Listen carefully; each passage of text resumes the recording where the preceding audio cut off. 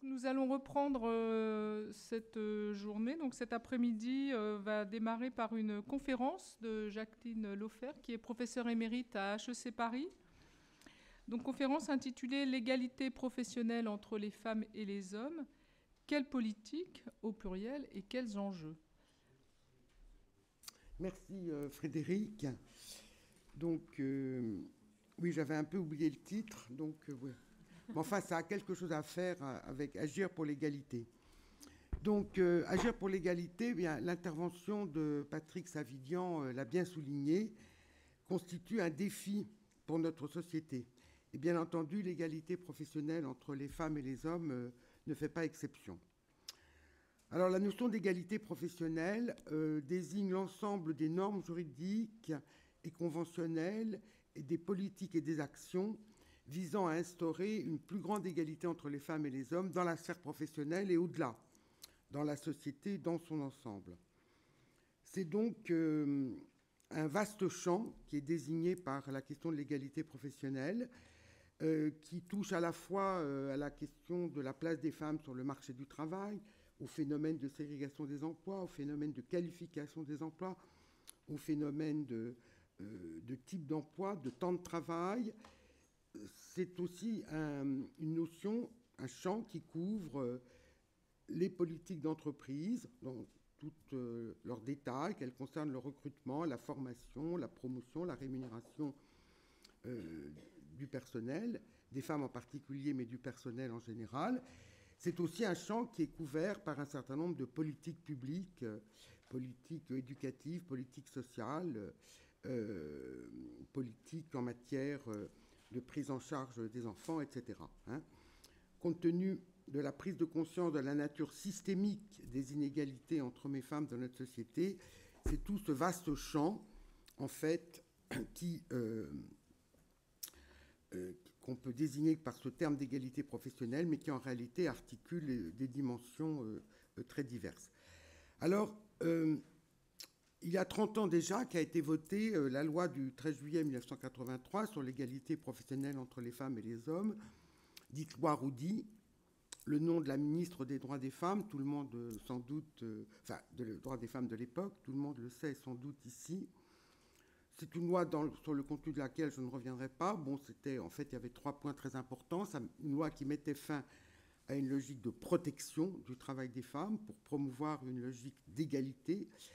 C'est une loi qui aussi avait 2 dispositions, demandait aux entreprises de rédiger un rapport de situation comparé sur les conditions générales d'emploi des femmes et des hommes et incitait par des promesses de non financiers, enfin de subventions, incitait les entreprises à négocier des plans d'égalité professionnelle, comme on les appelait à l'époque. Alors, dans cette intervention, ce cadre étant posé, je tenterai de répondre à 3 questions. Première question, pouvons-nous nous féliciter des progrès accomplis depuis lors en matière d'égalité professionnelle? Deuxième question, quelles sont les difficultés qui jalonnent la mise en œuvre de l'égalité professionnelle? Troisième question, quels sont les chantiers et défis qui peuvent être identifiés pour l'avenir de l'égalité professionnelle? Première question, pouvons-nous nous féliciter des progrès accomplis en matière de mise en œuvre de l'égalité professionnelle? Non. Si l'on constate qu'en dépit d'une réussite scolaire des filles qui a considérablement progressé, en dépit aussi du développement de l'activité professionnelle des femmes, les inégalités entre hommes et femmes se maintiennent en matière de ségrégation professionnelle et de qualification, en matière d'emploi à temps partiel, en matière de salaire, de carrière, en matière de conditions de travail, en matière de rareté des femmes dans les positions de pouvoir. De surcroît, ces inégalités frappent tout particulièrement certaines catégories de femmes et conduisent à ce qu'on peut décrire comme une bipolarisation de la situation des femmes dans notre société et bien au-delà, dans le monde. Par contre, oui, on peut répondre que on peut se féliciter des progrès de l'égalité professionnelle. Oui, si l'on reconnaît que l'égalité professionnelle est devenue un objectif de société considéré comme légitime en France et dans les démocraties occidentales, et nous pouvons ici d'ailleurs mesurer le chemin parcouru. Parce qu'au fond, au moment du vote de la loi de 1983, qui savait alors ce que seraient les implications d'une politique d'égalité professionnelle? Ni les entreprises, ni les syndicats, ni les juristes, ni les sociologues, ni les féministes, ni peut-être même Madame Roudy ou les rédacteurs de la loi. Certes, il y avait des dispositions dans les conventions internationales en matière d'égalité et de non-discrimination des femmes dans l'univers du travail, du travail professionnel. Il y avait aussi 2 directives européennes, égalité de rémunération en 1975, égalité de traitement en 1976, et en France 2 lois. L'une sur l'égalité de rémunération, qui date de 1972, et l'autre sur l'interdiction de discriminer à raison du sexe, sauf motif légitime, distinguo très important, je ne m'étendrai pas, en 1975. 2 lois dont, à vrai dire, on soulignait surtout l'inefficacité. Il y avait aussi de nombreux débats, et en particulier ceux qui se déroulaient au Comité du travail féminin sur les discriminations à l'égard des femmes sur le marché du travail. Et même dès 1981, un projet de loi jetant la base du rôle des différents acteurs, État, entreprises, syndicats, en matière d'égalité professionnelle. Mais en dépit de tous ces éléments, le dispositif d'ensemble de l'égalité professionnelle apparaissait encore comme un ensemble d'éléments dispersés. Et donc oui, on peut considérer qu'il y a un progrès, car aujourd'hui, la volonté politique qu'exprime la notion de féminisme d'État s'est traduite par la mise en place de structures dédiées au sein de l'appareil d'État. Le féminisme d'État s'est inscrit en réponse aux revendications des différentes composantes du mouvement des femmes, l'égalité professionnelle devenant le référentiel central des politiques d'égalité, et s'est maintenant développé comme une politique publique à part entière. Un progrès aussi, car aujourd'hui, le débat et la demande de connaissances sur les inégalités entre hommes et femmes au travail a pris une place croissante dans la mobilisation féministe et dans le débat public. Et cette demande de connaissances sur les inégalités est un élément très important de l'évolution de la question de l'égalité professionnelle. Un progrès aussi, car la notion et l'objectif d'égalité professionnelle sont devenus légitimes, comme la contrainte visant la négociation d'accords collectifs en la matière. Il faut noter ici la façon quelque peu paradoxale dont s'est ici combinée une reconnaissance croissante du bien fondé des revendications relatives à l'égalité professionnelle avec le développement d'un recours sans cesse accru à des mesures contraignantes à l'intention des acteurs sociaux. En effet, on peut considérer qu'il y a un progrès aussi parce que de très nombreuses dispositions législatives sont venues compléter la loi de 83. En 2001, loi sur l'obligation de négocier des accords collectifs en matière d'égalité professionnelle. En 2006, sur la suppression des écarts de rémunération. En 2010, sur la mise en demeure et la pénalité financière en cas de manquement des entreprises à leurs obligations en matière d'égalité professionnelle. Pour les entreprises aussi de plus de 50 salariés qui ne rempliraient pas leurs obligations concernant la négociation d'un accord ou à défaut l'élaboration d'un plan d'action. Depuis 2013, plus de 2000 entreprises ont été mises en demeure et 45 sanctions prononcées. En 2010, aussi, dispositions législatives sur le nombre de domaines d'action à couvrir selon la taille des entreprises. En 2012, dispositions sur la question du dépôt par les entreprises de plans d'action en cas d'absence de résultat de la négociation. En 2014, loi sur l'égalité réelle et simplification de la négociation en matière d'égalité professionnelle en créant une négociation unique regroupée avec la négociation sur les salaires. Donc, un progrès dans l'encadrement de ce processus de négociation. On pourrait dire trop d'encadrement, mais ça, ce serait une question à laquelle nous pourrons revenir dans le débat. Un progrès aussi, car pour répondre au caractère systémique des inégalités entre hommes et femmes, je le disais tout à l'heure, les politiques d'égalité professionnelle ont vocation à s'inscrire non seulement dans les politiques d'entreprise, mais aussi dans les politiques sociales, familiales et éducatives. Un progrès aussi, car les acteurs responsables de la mise en œuvre de ces politiques sont mieux identifiés. L'État, l'entreprise, les entreprises, les syndicats, tandis que de nouveaux acteurs ont été intégrés dans ce champ, dans cette dynamique de l'égalité professionnelle. Organisations féministes, réseaux de femmes, consultants et experts qui interviennent désormais sur cette mise en œuvre. Un progrès aussi, car de plus en plus d'accords existent dans les grandes entreprises. En 2016, il y avait 84% des entreprises de plus de 1000 salariés qui avaient un accord d'égalité professionnelle et 70% des entreprises de 300 à 1000 salariés. En effet, on constate, et ça fait d'ailleurs l'objet d'une meilleure prise en compte, que la situation des entreprises moyennes et petites est moins favorable, puisque un tiers seulement des entreprises de 50 à 300 salariés sont dotées d'un accord.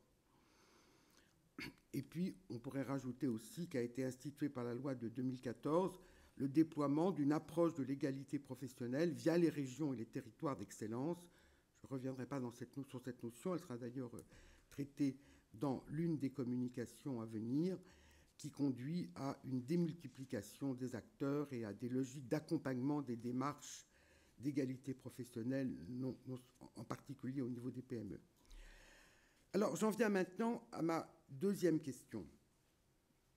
En dépit des progrès accomplis, dont je viens de donner un certain nombre d'exemples, quelles sont les difficultés qui jalonnent la mise en œuvre de l'égalité professionnelle? Des difficultés qui peuvent de manière récurrente nous faire douter de l'ampleur des changements advenus et nous faire même douter de la pérennité des progrès accomplis. Je distinguerai ici 3 types de difficultés. Des difficultés au niveau du droit de l'égalité, des difficultés au niveau de la connaissance des inégalités, des difficultés enfin au niveau de l'action en matière d'égalité professionnelle. Premièrement, des difficultés au niveau du droit et de son application. Pour construire l'égalité, il a fallu, dans la foulée des directives européennes, rapprocher le droit du fait et quitter le terrain de la seule affirmation de l'égalité des droits pour viser une égalité plus concrète. Ces progrès ont été rendus possibles en raison du développement d'un nouveau vocabulaire de l'égalité, qui distinguait égalité de traitement, égalité des chances, action positive, c'est-à-dire des mesures temporaires de rattrapage de la situation des femmes, par exemple en matière de recrutement ou de formation, mais aussi la notion de mainstreaming ou approche intégrée de l'égalité, une notion qui désigne des démarches qui reposent sur l'intégration d'objectifs d'égalité hommes-femmes à toutes les politiques publiques, politiques d'entreprise, et qui ne se limitent pas à des actions de rattrapage visant des groupes de femmes ou certaines catégories de femmes. Il a fallu aussi articuler le langage de l'égalité avec le langage de la discrimination. 20 motifs de discrimination illégitime, nous l'évoquions ce matin, origine, sexe, orientation sexuelle, handicap, etc., sont listés dans la loi de 2001 relative à l'interdiction de discriminer, ce qui pose en particulier la question de la double ou multiple discrimination qu'on évoquait également ce matin et la nécessité de prendre en compte l'interaction, l'imbrication entre plusieurs motifs de discrimination, le sexe et la race, ou l'origine et l'âge, par exemple. Mais au-delà de ces progrès du droit, des difficultés demeurent. Des difficultés car les différentes notions juridiques qui composent ce nouveau vocabulaire de l'égalité ne font pas consensus et sont de fait en concurrence les unes avec les autres. Quelle approche privilégier face au constat des inégalités? Faut-il agir sur les comportements actuels en corrigeant un certain nombre de pratiques et assurer l'égalité de traitement à qualification et mérite égal? Ou faut-il compenser les inégalités passées à travers des actions de rattrapage ou à travers des discriminations positives fondées sur des objectifs chiffrés ou des quotas contraignants? Des difficultés aussi, car ce nouveau vocabulaire juridique de l'égalité doit s'articuler avec d'autres notions, et en particulier à une notion plus sociologique comme celle de mixité, qui est censée donner un contenu plus concret à la notion d'égalité, avec le risque que les exigences du principe d'égalité ne disparaissent derrière cette notion. La mixité professionnelle homme-femme dans l'emploi comporte une présomption d'égalité. Mais la mixité n'est pas l'égalité. Elle constitue un progrès par rapport à la ségrégation, mais ne suffit pas à réaliser l'égalité. À ces interrogations sur la mixité, on peut associer celles qui concernent le principe de parité en tant que terme générique, qui conduit certains à utiliser le terme ambigu et mal défini de parité professionnelle. alors que les politiques de parité concernent essentiellement l'accès des femmes aux positions de pouvoir. Enfin, la notion de diversité s'est peu à peu imposée, soutenue par certains par la vertu supposée de la diversité au regard de la performance économique, au risque que les politiques de diversité viennent supplanter les politiques d'égalité et de lutte contre les discriminations. Deuxième difficulté, des difficultés au niveau de la connaissance des inégalités et de la reconnaissance des discriminations. Car pour rapprocher le droit du fait, la connaissance des processus qui font obstacle à l'égalité est bien sûr essentielle. Mais passer d'une lecture des inégalités à l'identification des discriminations n'est pas chose évidente. La justification des inégalités entre hommes et femmes a longtemps reposé sur l'argument de nature. L'analyse des rapports sociaux entre les sexes et en termes de genre ont permis de mettre en évidence ces processus qui sont au cœur de la construction des inégalités. Division sexuelle du travail, professionnel et domestique, construction sexuée de la qualification, plafond de verre, stéréotypes, etc. Mais la lecture que l'on fait de ces inégalités, en l'occurrence entre hommes et femmes, et le fait de les considérer comme des discriminations, ou certaines d'entre elles comme des discriminations, dépend d'un système d'interprétation. Les conclusions seront différentes selon que l'on considère que telle ou telle inégalité constatée est justifiée par le libre choix, je mets cette notion entre guillemets, le libre choix des femmes, ou qu'elle est le produit de discrimination. Peut-on parler de libre choix des femmes pour un emploi à temps partiel alors que très souvent, de nombreux facteurs pèsent sur ce choix qui n'a par conséquent plus grand-chose de libre. Les difficultés en matière de connaissance des inégalités et de reconnaissance des discriminations se manifestent de manière particulièrement vive dans le cadre du rapport de situation comparée sur les conditions générales d'emploi des femmes et des hommes que doivent réaliser chaque année les entreprises depuis 1983, je le disais. D'un côté, la contrainte associée à ce rapport exprime cette reconnaissance que les inégalités entre hommes et femmes sur le marché du travail et dans les organisations, loin d'être une fatalité ancrée dans la nature des choses ou dans la nature des femmes, sont bien des inégalités construites par une organisation sociale marquée par des rapports sociaux de domination, en l'occurrence entre hommes et femmes. Des inégalités construites par l'organisation du travail et des postes, par les politiques de gestion de la main-d'œuvre, par les politiques de rémunération, des inégalités qui ont donc vocation à être corrigées.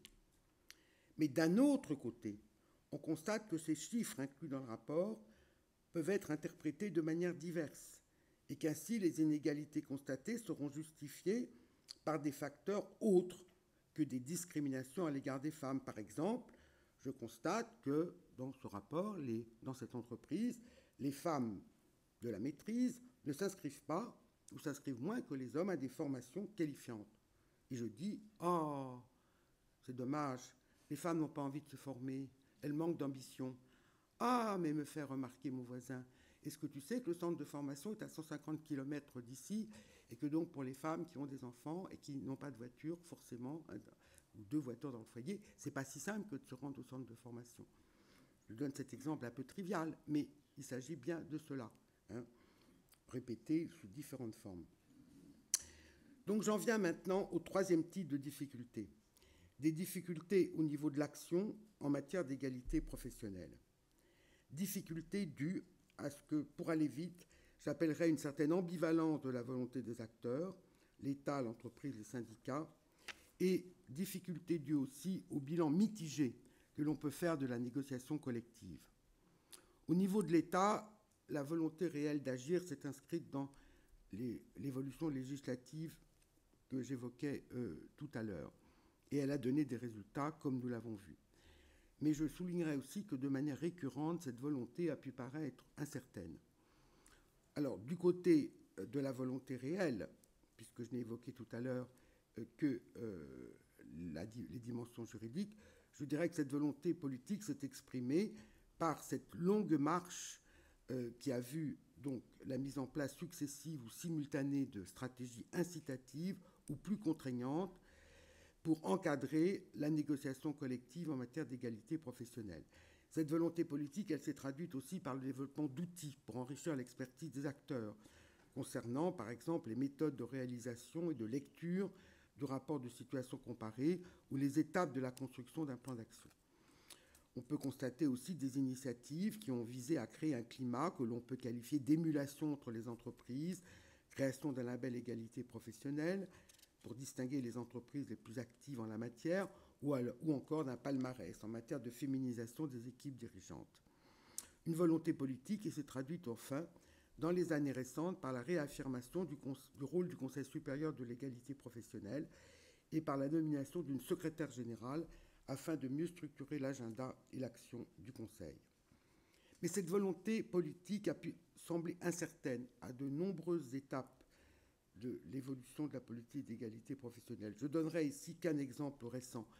Quand la loi dite Rebsamen de 2015 a projeté la suppression, pour simplifier les choses, de l'un des éléments les plus significatifs de la politique de mise en œuvre de l'égalité professionnelle, le RSC, le rapport de situation comparée, qui, comme je le soulignais il y a un instant, en dépit de toutes les difficultés liées à son utilisation, traduit cette reconnaissance du rôle des branches et des entreprises dans la construction et donc dans la correction des inégalités femmes-hommes, avec pour seul effet positif de cette initiative gouvernementale une mobilisation féministe sur l'égalité professionnelle et sur ses outils, mobilisation somme toute assez peu fréquente et qui a abouti au maintien du rapport.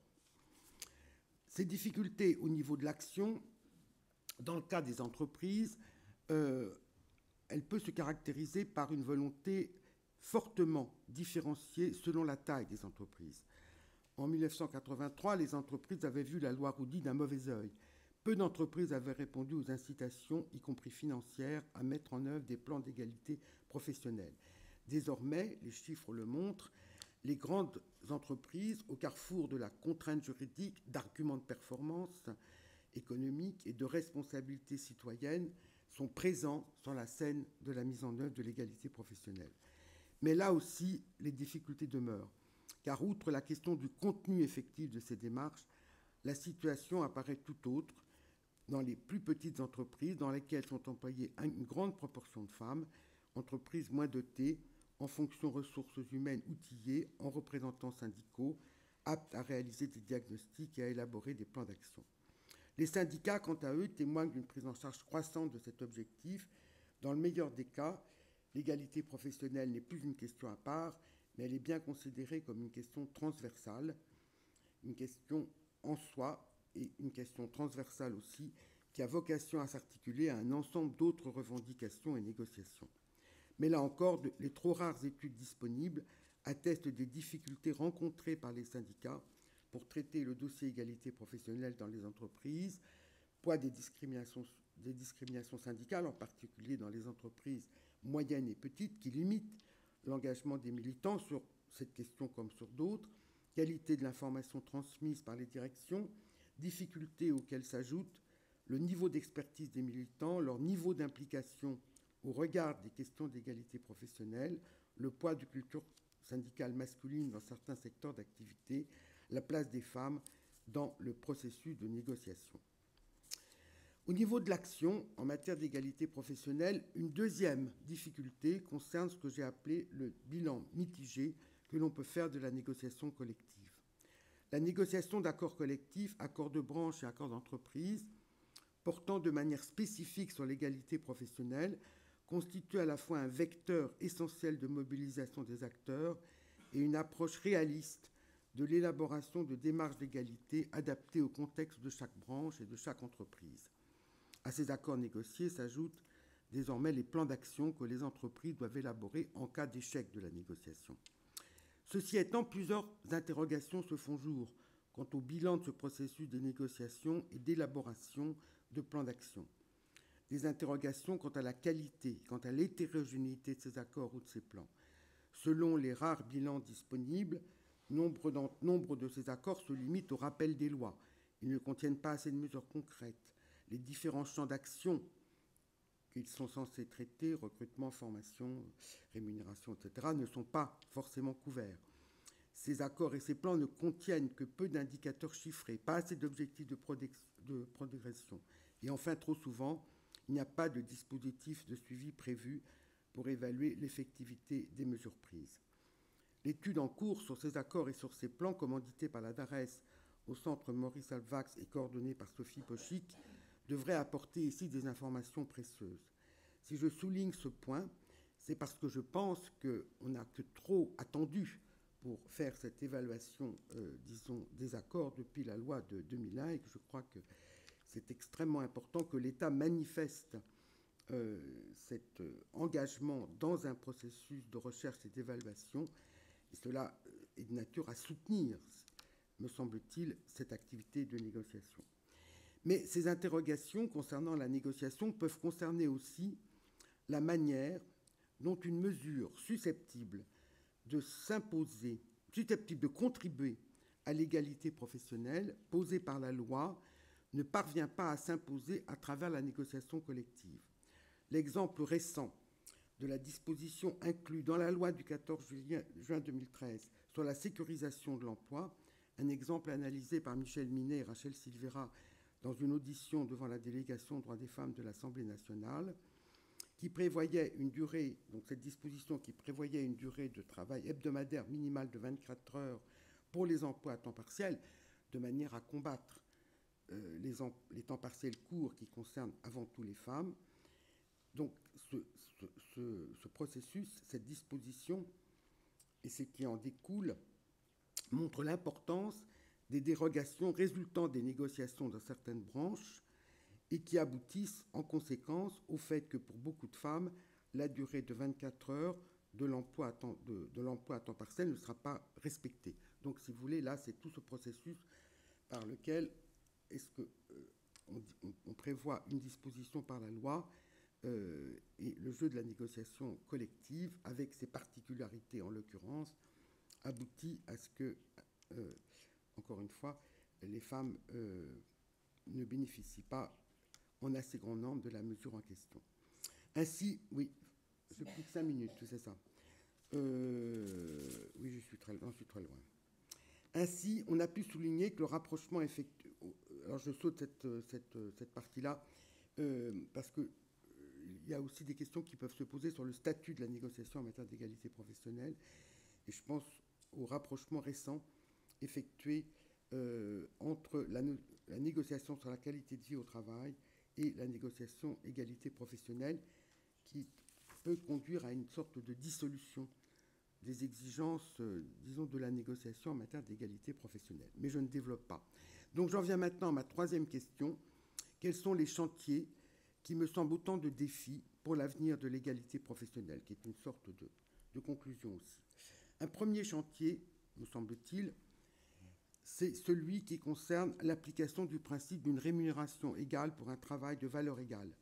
Un principe qui a fait l'objet du guide pour une évaluation non discriminante des emplois à prédominance féminine, rédigé par Marie Becker, Rachel Silveira, Séverine Lemierre, et publié par le Défenseur des droits. Il s'agit ici d'analyser les critères d'évaluation de ces emplois à prédominance féminine et de repérer les critères susceptibles d'induire des discriminations à l'égard des femmes. Pourquoi un gardien de zoo gagne-t-il plus qu'une assistante maternelle ? Ce principe ouvre un champ d'action immense pour l'égalité entre les femmes, mais contrairement à ce qui se passe dans d'autres pays comme le Québec, on en parlera tout à l'heure, ce principe est encore peu exploité. Un second chantier concerne le développement de l'activisme juridique et du traitement judiciaire des discriminations, ce qui implique une plus grande mobilisation sur l'application du droit. Il s'agit ici de mieux appréhender le rôle des plaintes et des procès en discrimination, qu'il s'agisse de ceux qui ont pour cas la Cour de justice européenne ou de ceux qui se déroulent en France. Cette jurisprudence se révélant cruciale pour comprendre toutes les implications et toute la portée du droit de l'égalité et de la non-discrimination. Il y a plusieurs sondages de la HALDE et du Défenseur des droits qui ont montré qu'il y avait une forte perception chez les femmes de discrimination en raison du sexe et ou de la maternité. Et pourtant, les motifs de plainte à raison du sexe, par comparaison avec le motif de l'origine ou du handicap, sont peu nombreux. Donc on doit s'interroger sur ce qui pourrait s'apparenter à une intériorisation du sexisme. Et puis, de surcroît, dans l'état actuel des choses, les rares plaintes qu'il y a, émanent le plus souvent de femmes cadres et employées dans des grandes entreprises et ayant la possibilité de s'informer de leurs droits. ou soutenues par une action syndicale. Donc beaucoup reste à faire pour que d'autres catégories de femmes aient accès à la justice. Un troisième chantier concerne la prise en compte des discriminations multiples et intersectionnelles qu'on a évoquées ce matin, ce qui pose la question de l'articulation des politiques d'égalité professionnelle et des politiques de lutte contre l'ensemble des discriminations. En effet, je dirais que ces discriminations, les inégalités sexuées, les discriminations sexuées ont été au devant de la scène historiquement, mais beaucoup d'autres formes de discrimination, et en particulier les discriminations ethno-raciales, ont fait longtemps l'objet d'un déni. Donc la question se pose de savoir comment la question des inégalités sexuées doit maintenant aussi s'inscrire dans la perspective d'une discrimination double, multiple et intersectionnelle, conduisant à prendre en compte l'interaction entre différents motifs de discrimination. Prendre en compte cette multiplicité, c'est ne plus être aveugle aux diverses formes de discrimination que subissent les femmes, c'est prendre acte qu'il devient nécessaire de ne plus seulement parler des femmes en général, c'est regarder le monde du travail avec de nouveaux yeux, et c'est élargir l'appréhension de ce qui peut faire obstacle à l'autonomie des femmes dans le travail et dans l'emploi. C'est d'ailleurs une réflexion à laquelle les assises 2010 de l'Institut Émilie du Châtelet, que nous avions intitulé « Travail mondialisé, inégalité et droit, les nouveaux contours de l'engagement féministe », c'est une question à laquelle on avait cherché à contribuer, à la réflexion de laquelle on avait cherché à contribuer. On s'était posé la question du contraste qui ne cesse de s'accroître en Europe et en France entre la situation des femmes cadres et dirigeantes et celle des femmes peu qualifiées et précaires, auxquelles il faut adjoindre un grand nombre de femmes migrantes. Et on s'était demandé aussi comment appréhender, du point de vue de l'engagement féministe, la diversité des enjeux associés à cette polarisation de la situation des femmes. En effet, la catégorie de sexe traverse toutes les catégories de classe, d'origine, d'âge, de handicap, d'orientation sexuelle. Et on doit souligner le risque qu'il y aurait de dissoudre la catégorie de sexe dans un ensemble d'aspirations et ou de revendications de plus en plus différenciées. Comme on ne saurait perdre de vue l'universalité du combat de l'égalité entre les femmes et les hommes pour l'autonomie des femmes dans la société et dans le travail. J'arrive au bout de mon temps. Je soulignerai simplement qu'un quatrième chantier m'apparaît essentiel dans l'avenir pour envisager les nouveaux contours de politique d'égalité professionnelle, qui est celui de l'incidence des mutations du travail et de l'emploi sur les rapports sociaux entre les sexes, une question que nous avions abordée avec Isabelle Claire lors du colloque des 20 ans du MAS, je travaille donc je suis, qu'il s'agisse des emplois de service à la personne qui interrogent la notion même de travail et d'emploi en raison de leur très grande proximité avec le travail domestique et du morcellement extrême du temps de travail auquel ils exposent. Et puis à l'autre bout du spectre, on trouve du côté de l'ensemble hétéroclite des hackers une éthique de travail inédite, susceptible de contester les ordres hiérarchiques à l'œuvre dans l'entreprise. Est-ce que cette évolution conduit à des transformations dans les rapports de domination entre les femmes au travail, ou bien est-ce que cette évolution tend à les perpétuer, ces rapports de domination, sous de nouvelles formes? Voilà, et puis j'en arrive à mon cinquième chantier, qui traverse d'ailleurs tous les autres, et qui concerne le champ des politiques d'égalité professionnelle, et ce qu'on peut appeler le droit à l'égalité professionnelle.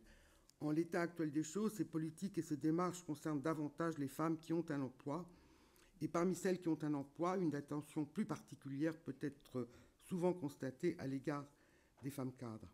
Cette égalité sélective, Sophie Boschik parle aussi d'une égalité élitiste dans un article récent de la revue Travail, Genre et Société, caractérise le choix explicite ou implicite que font souvent les entreprises de favoriser des démarches à l'intention de femmes cadres. Ça donne à ces femmes, en tout cas, disons, un certain nombre de signes positifs, tandis que d'autres entreprises se reposent sur la sélection de ces femmes à potentiel, qu'elles soient ouvrières, employées ou cadres, d'ailleurs. Elles peuvent être aussi ouvrières, employées et être à potentiel, aux dépens d'actions visant les inégalités structurelles qui caractérisent les femmes dans des emplois précaires ou à temps partiel. Donc, il y a la nécessité d'élargir et de consolider les politiques et de lutte contre les discriminations les démarches d'égalité et de mixité et les actions positives en tant qu'elles s'adressent aux femmes à ces femmes qui sont dans des emplois peu qualifiés ou précaires ou qui sont à la périphérie de l'emploi. Voilà, je ne conclus pas davantage. La conclusion nous appartient à toutes et je vous remercie.